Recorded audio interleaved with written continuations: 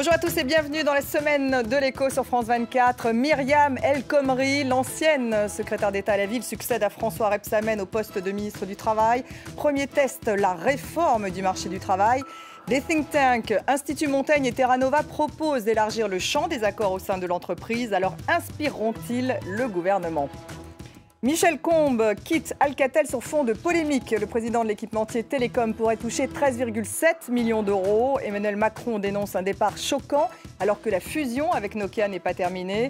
L'autorité des marchés financiers examine dans le détail les conditions d'attribution de cette rémunération. Alors Michel Combes devra-t-il y renoncer ? Enfin, mea culpa de François Hollande sur sa politique fiscale. Dans le livre de Françoise Fressoz, le stage est fini.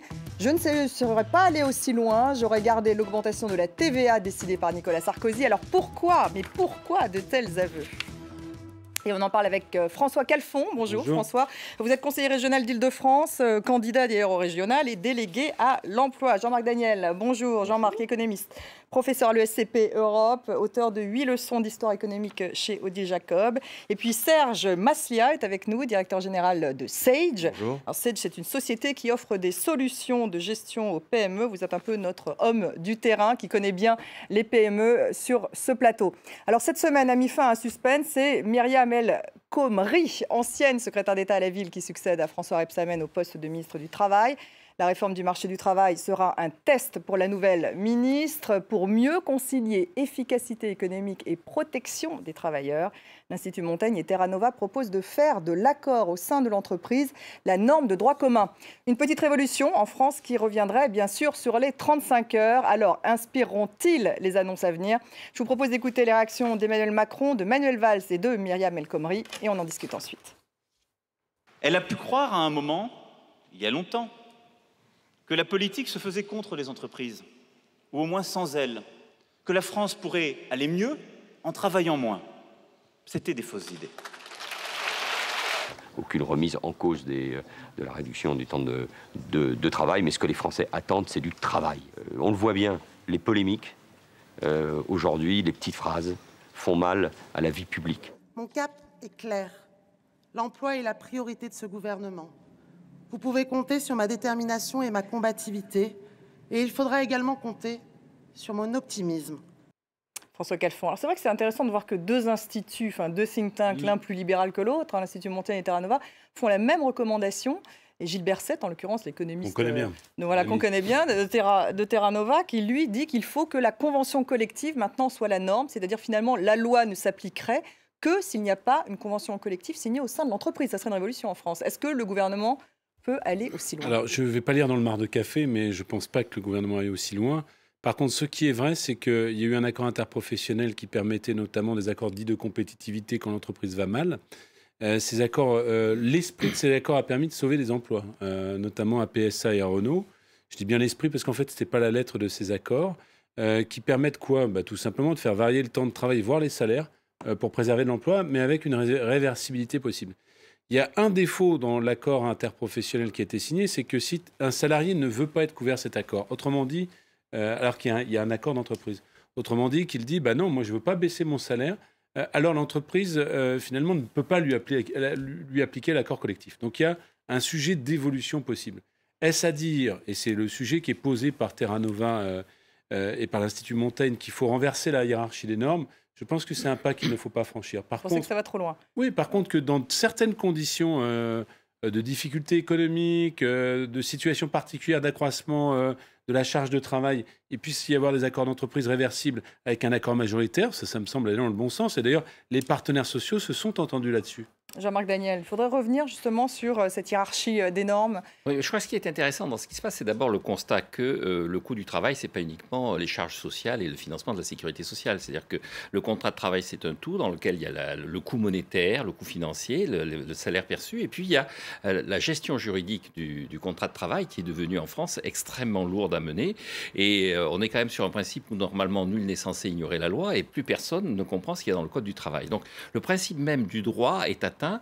Et je crois qu'il fallait faire quelque chose. La deuxième chose que je trouve intéressante, c'est qu'il y a beaucoup d'études en ce moment sur le fait de savoir comment une norme juridique peut impacter la croissance économique. Alors vous avez un débat très philosophique sur est-ce qu'il faut que ce soit le droit de tradition romaine, la civil law telle qu'on la pratique sur l'Europe continentale, ou est-ce qu'il faut que ce soit la common law, le droit du contrat tel qu'on le pratique plus à l'anglaise, anglo-saxon.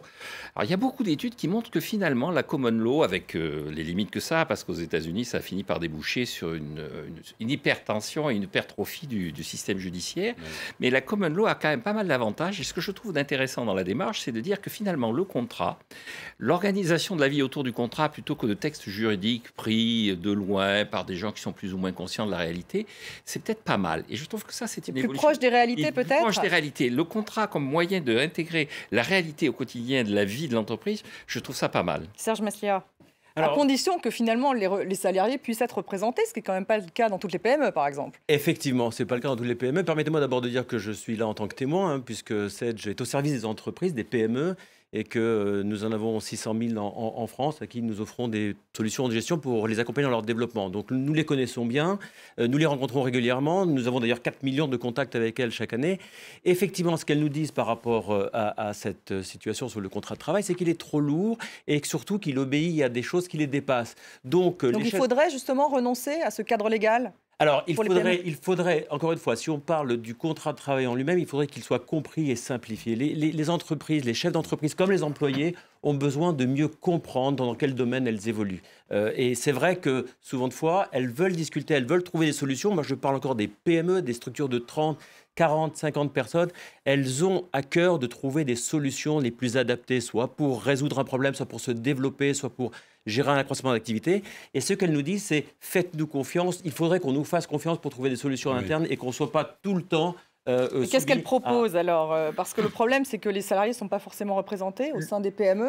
Or, pour qu'il y ait négociation... Non, ils ne sont pas représentés au sein des PME, notamment au sein des petites entreprises. La loi était censée protéger, c'est à l'origine. Bien évidemment. Mais ne nous trompons pas. Encore une fois, nous rencontrons à la fois des employés et à la fois des patrons. Quand on rentre dans une entreprise, Sedge n'a pas la vocation simplement de parler à ses dirigeants, mais à l'ensemble, de ses parties prenantes.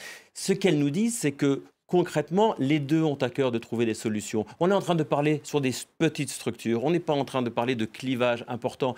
Une entreprise de 30, 50 personnes, le patron connaît parfaitement ses employés depuis longtemps. Et quand la représentation, effectivement, du personnel n'est pas établie en tant que telle, on peut se référer, pourquoi pas, à la branche. C'est une possibilité. Mais dans tous les cas de figure, et je le vois dans notre entreprise qui est un peu plus importante, bien évidemment, on a avec des personnes de bon sens, avec des personnes de bonne volonté, parce que tout le monde a à cœur de travailler dans une entreprise qui réussit, des moyens de trouver des solutions. Donc c'est ce qu'elle nous demande. Responsabilisez-nous. Faites-nous confiance et puis, le cas échéant, effectivement, référons-nous à la branche. François Calfon, alors il faudrait revenir justement sur les 35 heures, il faudrait simplifier le Code du travail. Vous êtes d'accord avec ça ? Il y a deux choses. Il y a un sujet de simplification du Code du travail à droit constant, qui est un vrai chantier. C'est-à-dire qu'il y a une forme de complexité qui est compliquée. Et notamment, encore qu'il y a des entreprises comme la vôtre qui, grâce à des solutions de gestion, leur proposent d'établir des bulletins de salaire et bien au-delà. Mais finalement, fait une forme de plafond de verre pour des entreprises qui bénéficient d'une direction des relations sociales, qui peuvent négocier les départs, les arrivées, et celles qui ne le peuvent pas, et je pense notamment non pas aux entreprises de taille intermédiaire, mais les moins de 10, qui sont vraiment... Donc pour celles-là, il y a un vrai enjeu de simplification. Ensuite, l'idée selon laquelle il ne faudrait pas de normes collectives de protection qui seraient un peu universalisantes sur... Notamment la question salariale. On a un salaire minimum. Eh bien, vous voyez bien que même un pays comme l'Allemagne, qu'on loue en exemple, vient dans la direction d'un SMIC, par exemple. Et on le verra avec il y a la cogestion en Allemagne, ils font quand même... Oui, mais la cogestion, vous savez, par exemple, on dit toujours... Tout à l'heure, j'ai cité ces fameux accords d'entreprise. Vous savez la différence entre les accords d'entreprise qui ont été signés pour cause de perte de compétitivité en France avant qu'il y ait l'accord interprofessionnel et en Allemagne, c'est que, par exemple, chez Volkswagen, quand ils ont signé un accord d'entreprise, revenons sur les 35 heures, faisant de la modération salariale, il y a quand même IG Metall qui était derrière. Et quand Volkswagen... Donc des syndicats forts, c'est ça aussi. Et quand Volkswagen s'est mis à regagner de l'argent, alors les salariés en ont eu un avantage. Donc c'est une autre forme de dialogue social, puisque c'est un syndicalisme de branche, mais je peux vous dire qu'on n'écrase pas IG Metall comme ça. Hein. Jean-Marc Daniel, est-ce que justement la force des syndicats, le pouvoir syndical et leur représentativité n'est pas en jeu tout de même dans cette discussion? Oui, on voit bien d'ailleurs les syndicats mesurent le danger qu'il y a. Parce que pour le moment, en France, ça n'est pas le cas. Ils sont très peu représentatifs. Et ils sont très peu représentatifs. Ils sont donc pour faire une norme au niveau des entreprises. Voilà, en plus ils sont représentatifs surtout dans le secteur public. Dans les entreprises privées, il y a beaucoup, quand on regarde les élections aux délégués du personnel, le nombre de constats de carence, c'est-à-dire le nombre d'élections qui ne peuvent pas se tenir parce qu'il n'y a pas de candidat, parce qu'il n'y a pas de représentants dans l'entreprise. C'est d'ailleurs un des aspects du rapport Terra Nova. On insiste sur l'accord d'entreprise dans la presse, mais l'autre aspect du rapport Terra Nova, c'est d'accompagner la montée en puissance du fait syndical. Hein. Mais ce qui m'inquiète un peu dans tout ça, ce qui me rassure, c'est que finalement, les gens finissent par se rendre compte que l'économie est étouffée par l'excès de protection. Ce qui m'inquiète, c'est qu'on change de sujet assez régulièrement. Il y a encore 6 mois, le grand enjeu, c'était les seuils. C'est-à-dire, est-ce qu'il fallait déclencher ça à 10? On les a toujours pas supprimés. On les a pas supprimés, on n'en parle plus. Maintenant, on parle de l'inversion. Oui, mais c'est vrai. Et puis, il y a les 35 heures. Ça fait partie de la simplification, en plus, c'est ça. Il y a un moment où il faudrait qu'il y ait, alors ce sera la tâche du nouveau ministre du Travail, qu'il y ait quelqu'un qui pose les dossiers sur la table et qui dise voilà les problèmes que nous avons identifiés, on arrête de faire des rapports, Monsieur Badinter, Terra Nova, machin, bon, on arrête les rapports, tout est sur la table. Ils ont l'air tous d'accord maintenant, ces rapports. Tout le monde est d'accord. On a la stratégie de l'emploi. Moi, je suis pas d'accord avec les rapports. Mais... On a la stratégie de l'emploi de l'OCDE de 1993 qui n'a jamais été prise en compte en France. On regarde tout ça et on prend des décisions de façon concrète avec un échéancier, avec un calendrier. Parce que là, ce que je crains, c'est que dans une semaine, on reparte vers un autre sujet qui sera le CHSCT, puis après on dira ça marche pas. Bon, mais puis, donc il faut être efficace, il faut avancer. Pas en désaccord là-dessus, et sans doute que le patron de SAIG nous le dirait, parce que la réalité, c'est quand même que...